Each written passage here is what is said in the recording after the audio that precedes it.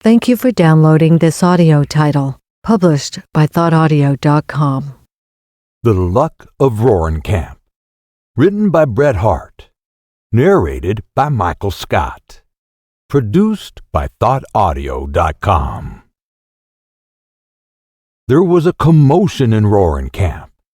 It could not have been a fight, for in 1850 that was not novel enough to have called together the entire settlement. The ditches and claims were not only deserted, but Tuttle's Grocery had contributed its gamblers, who, it will be remembered, calmly continued their game the day that French Pete and Kanaka Joe shot each other to death over the bar in the front room. The whole camp was collected before a rude cabin on the outer edge of the clearing. Conversation was carried on in a low tone, but the name of a woman was frequently repeated. It was a name familiar enough in the camp, Cherokee Sal. Perhaps the less said of her, the better. She was a coarse, and, it is to be feared, a very sinful woman. But at that time, she was the only woman in Roaring Camp, and was just then lying in sore extremity, when she most needed the ministration of her own sex. Dissolute, abandoned, and irreclaimable, she was yet suffering a martyrdom hard enough to bear even when veiled by sympathizing womanhood, but now terrible in her loneliness. The primal curse had come to her in that original isolation which must have made the punishment of the first transgression so dreadful. It was perhaps part of the expiation of her sin, that at a moment when she most lacked her sex's intuitive tenderness and care, she met only the half-contemptuous faces of her masculine associates. Yet a few of the spectators were, I think, touched by her sufferings. Sandy Tipton thought it was rough on Sal, and in the contemplation of her condition, for a moment, rose superior to the fact that he had an ace and two bowers in his sleeve. It will be seen also that the situation was novel. Deaths were by no means uncommon in Roaring Camp, but a birth was a new thing. People had been dismissed from the camp effectively, finally, and with no possibility of return. But this was the first time that anybody had been introduced ab initio. Hence the excitement. "You go in there, Stumpy," said a prominent citizen known as Kentuck, addressing one of the loungers. "Go in there and see what you can do. You've had experience in them things." Perhaps there was a fitness in the selection. Stumpy, in other climes, had been the putative head of two families. In fact, it was owing to some legal informality in these proceedings that Roaring Camp, a city of refuge, was indebted to his company. The crowd approved the choice, and Stumpy was wise enough to bow to the majority. The door closed on the extempore surgeon and midwife, and Roaring Camp sat down outside, smoked its pipe, and awaited the issue.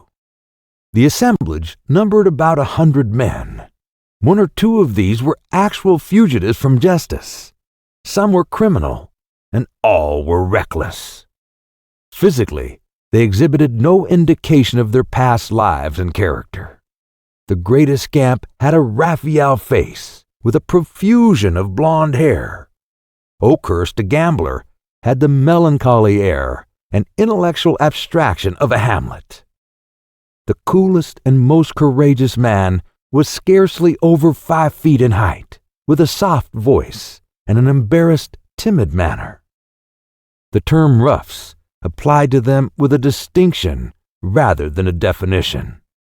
Perhaps in the minor details of fingers, toes, ears, etc., the camp may have been deficient, but these slight omissions did not detract from their aggregate force.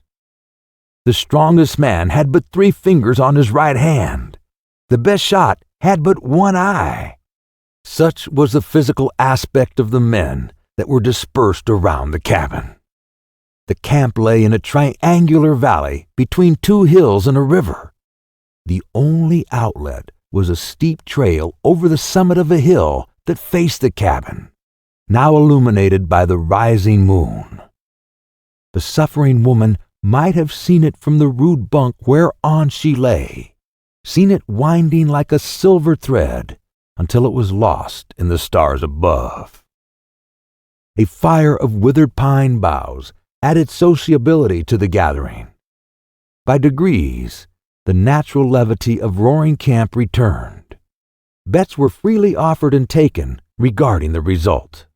3 to 5 that Sal would get through with it, even that the child would survive.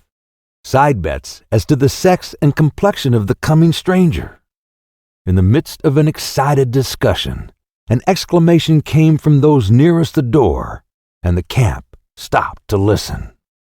Above the swaying and moaning of the pines, the swift rush of the river, and the crackling of the fire rose a sharp, querulous cry, a cry unlike anything heard before in the camp. The pines stopped moaning, the river ceased to rush, and the fire to crackle. It seemed as if nature had stopped to listen too. The camp rose to its feet as one man. It was proposed to explode a barrel of gunpowder, but in consideration of the situation of the mother, better counsels prevailed, and only a few revolvers were discharged, for whether owing to the rude surgery of the camp or some other reason, Cherokee Sal was sinking fast. Within an hour she had climbed, as it were, that rugged road that led to the stars, and so passed out of Roaring Camp, its sin and shame forever. I do not think that the announcement disturbed them much, except in speculation as to the fate of the child. "Can he live now?" was asked of Stumpy. The answer was doubtful. The only other being of Cherokee Sal's sex and maternal condition in the settlement was an ass.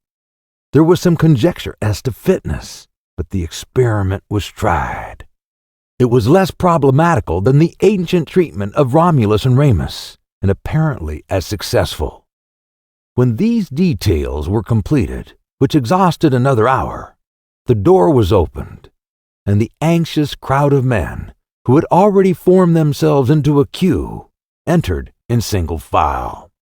Beside the low bunker shelf, on which the figure of the mother was starkly outlined below the blankets, stood a pine table. On this a candle box was placed, and within it, swathed in staring red flannel, lay the latest arrival at Roaring Camp. Beside the candle box was placed a hat. Its use was soon indicated. "Gentlemen," said Stumpy, with a singular mixture of authority and ex officio complacency, "gentlemen will please pass in at the front door, round the table, and out at the back door. Them as wishes to contribute anything toward the orphan will find a hat handy." The first man entered with his hat on.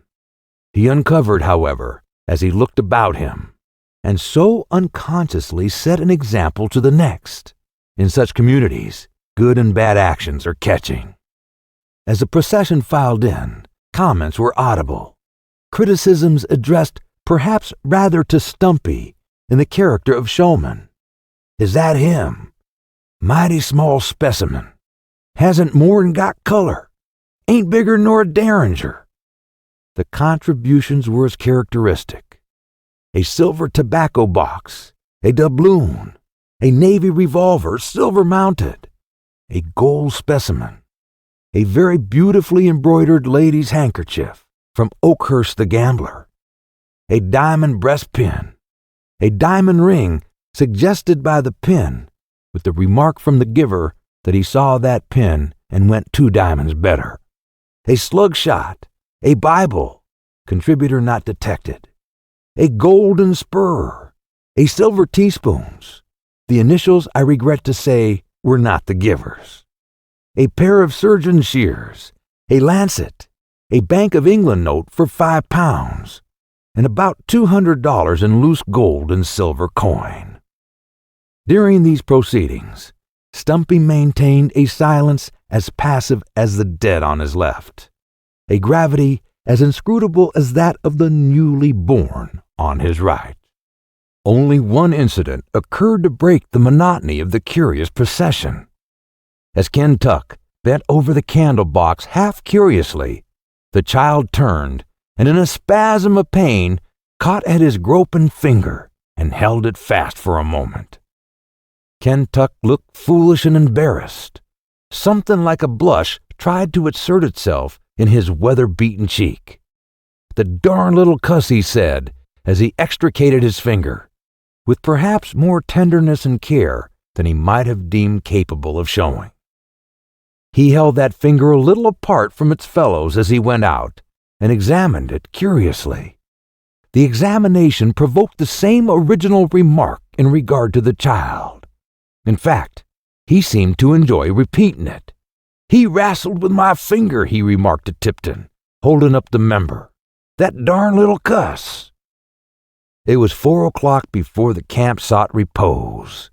A light burnt in the cabin where the watchers sat, for Stumpy did not go to bed that night, nor did Kentuck. He drank quite freely and related with great gusto his experience, invariably ending with his characteristic condemnation of the newcomer.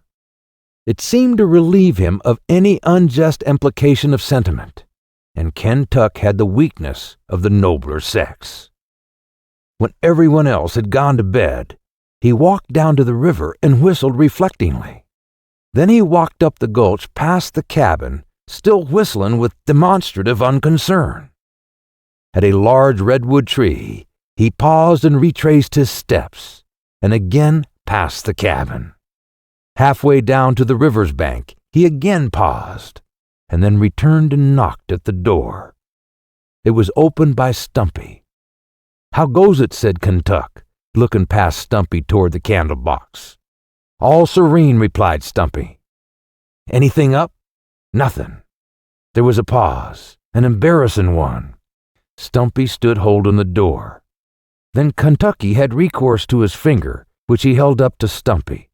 "Wrestled it, the darn little cuss," he said, and retired. The next day, Cherokee Sel had much rude suppleture as Roaring Camp afforded. After her body had been committed to the hillside, there was a formal meeting of the camp to discuss what should be done with her infant.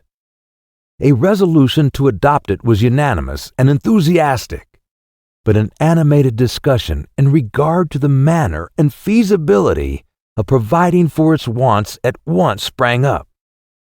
It was remarkable that the argument partook of none of those fierce personalities with which discussions were usually conducted at Roaring Camp. Tipton proposed that they should send the child to Red Dog, a distance of 40 miles, where female attention could be procured. But the unlucky suggestion met with fierce and unanimous opposition. It was evident that no plan which entailed parting from their new acquisition would for a moment be entertained.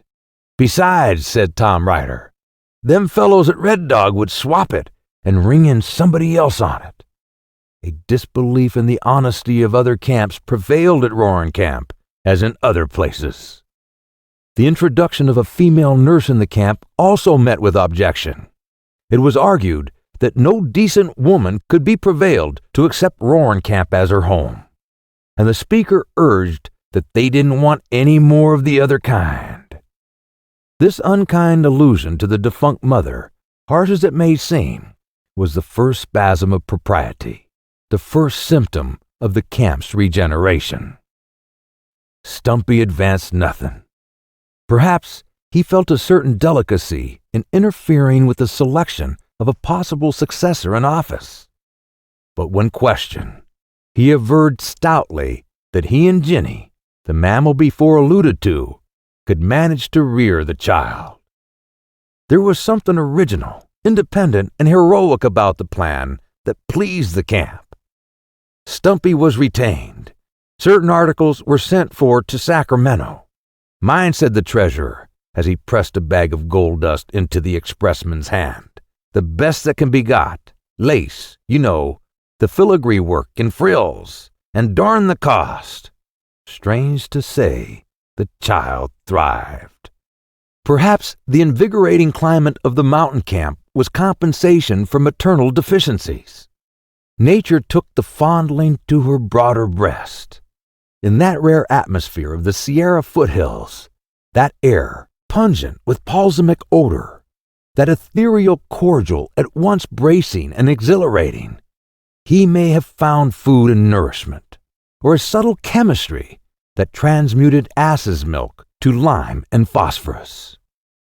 Stumpy inclined to belief that it was the latter in good nursing.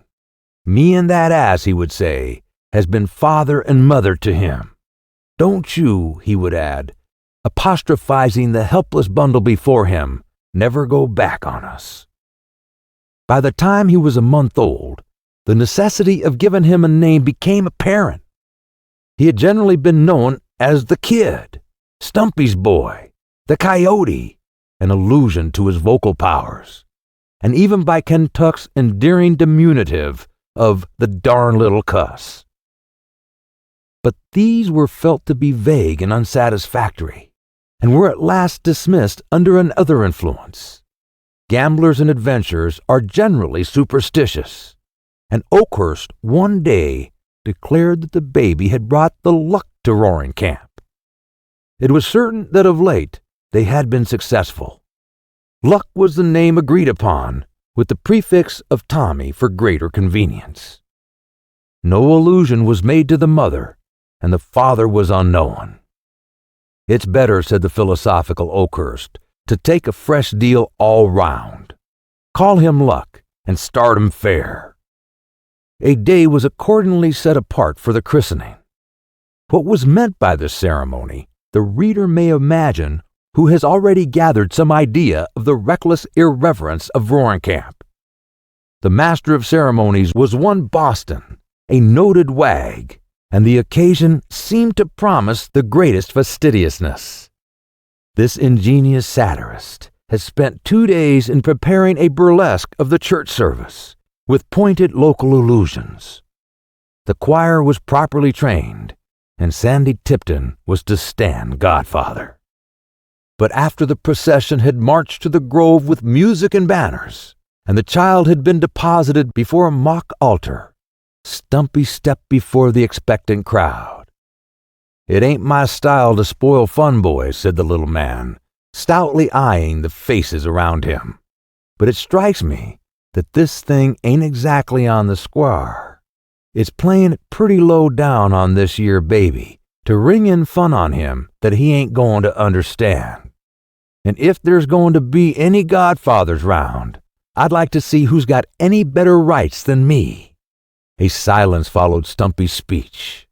To the credit of all humorists, be it said that the first man to acknowledge its justice was a satirist thus stopped of his fun. "But," said Stumpy, quickly following up his advantage, "we're here for a christening, and we'll have it. I proclaim you Thomas Luck, according to the laws of the United States and the state of California, so help me God." It was the first time that the name of the deity had been otherwise uttered than profanely in the camp. The form of christening was perhaps even more ludicrous than the satirist had conceived.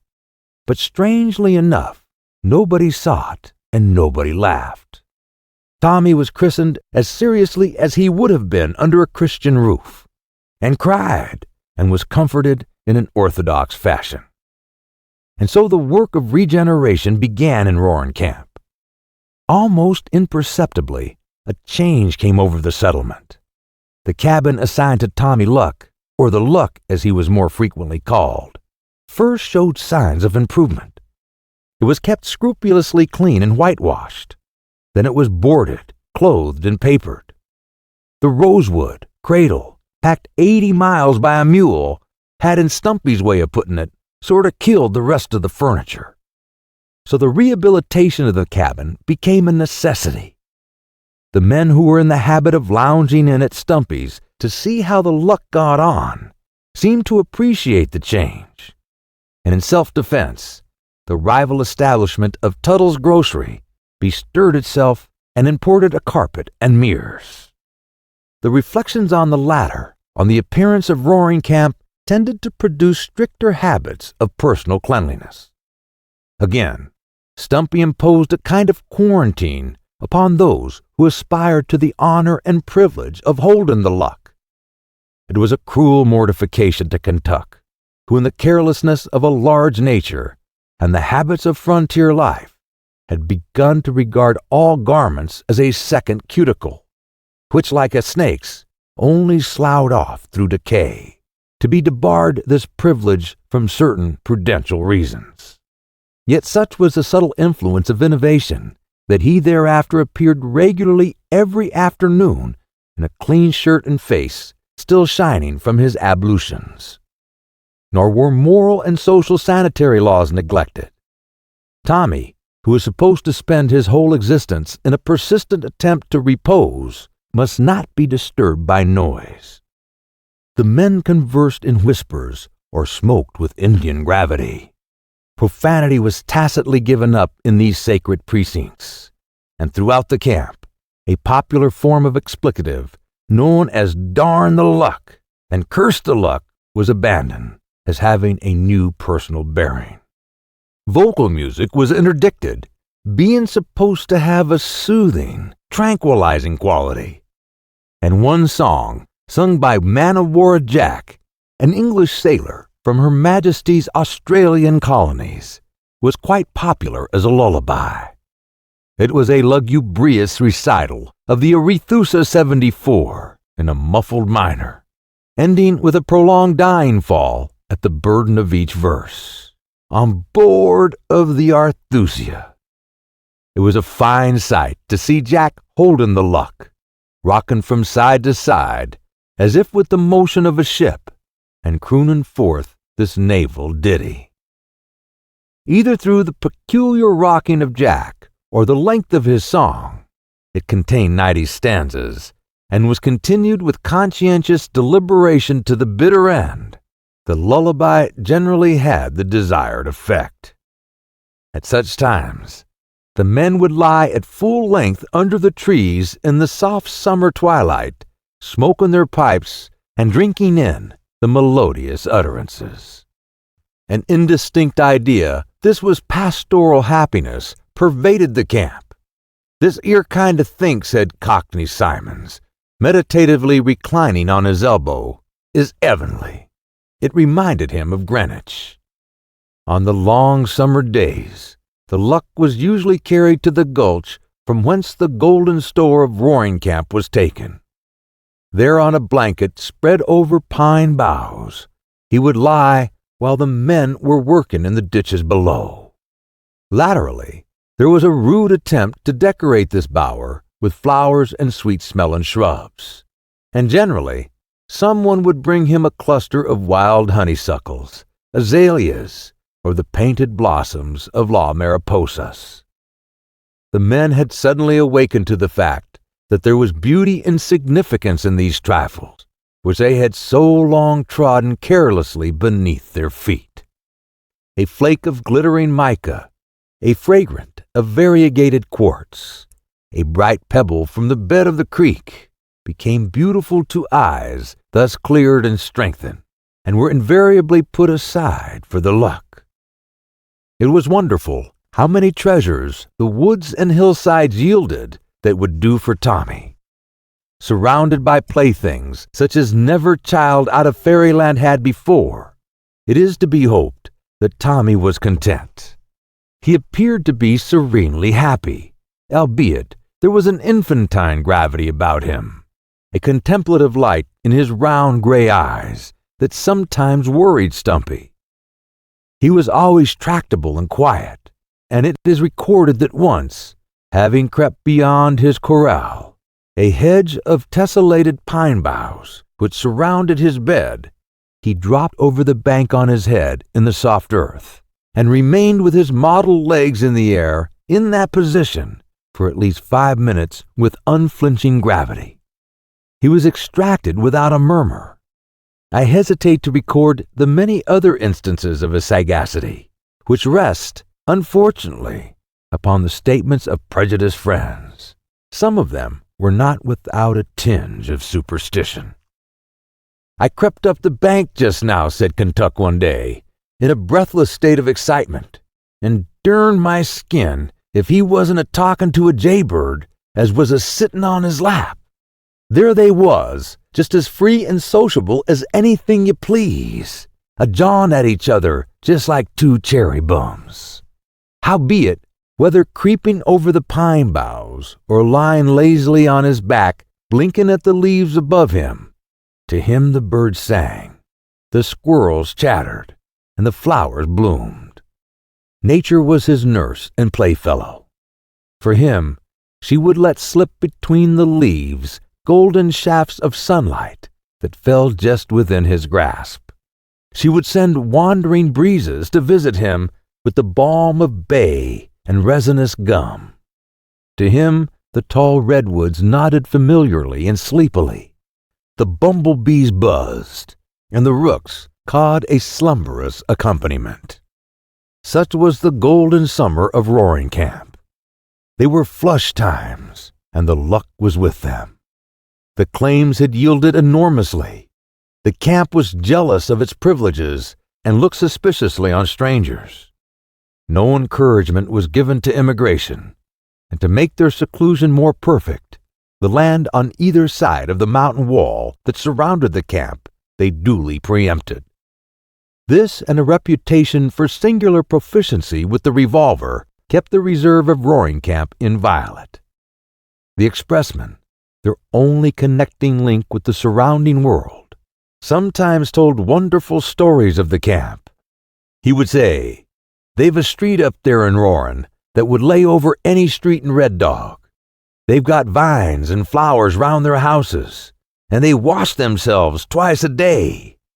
But they mighty rough on strangers, and they worship an Injun baby." With the prosperity of the camp came a desire for further improvement.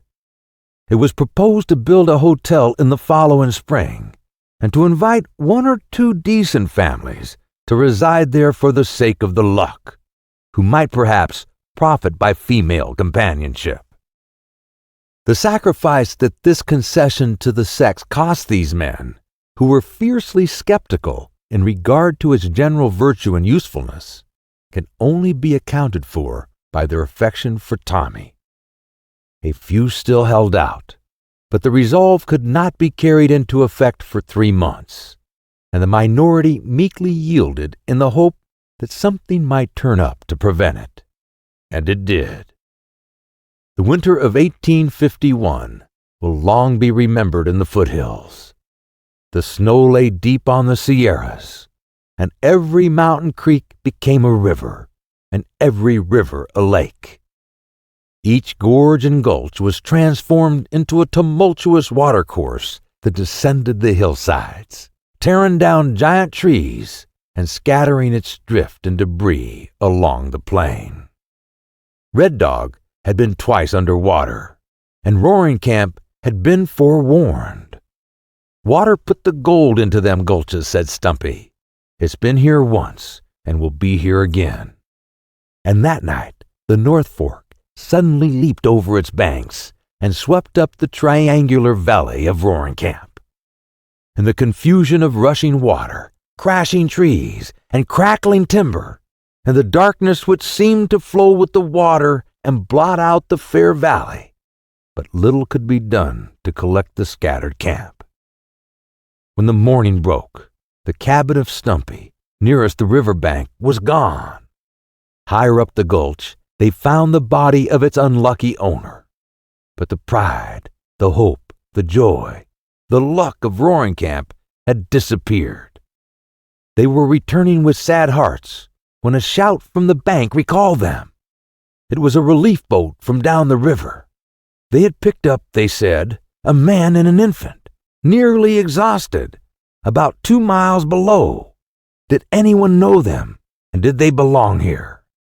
It needed but a glance to show them Kentuck lying there, cruelly crushed and bruised, but still holding the luck of Roaring Camp in his arms.